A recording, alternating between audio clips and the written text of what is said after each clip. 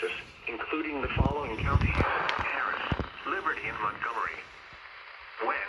Until 10 a.m. Central Standard Time Monday. Impacts: flooding of rivers, creeks, streams, and other low-lying and flood-prone locations is imminent or occurring. Additional details at 5:29 p.m. Central Standard Time.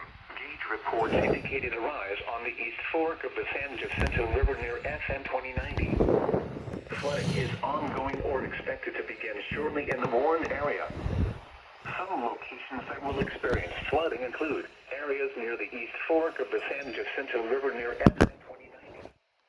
http://wweather.gov/safety/flood turnaround. Don't drown when encountering flooded roads.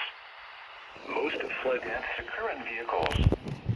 Be especially cautious at night when it is harder to recognize the dangers of flooding.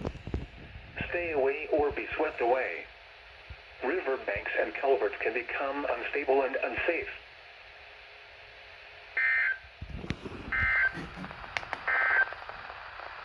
Flood watch in effect until 6 p.m. Central Standard Time this evening. What flooding caused by excessive rainfall is possible? Where? A portion of southeast Texas, including the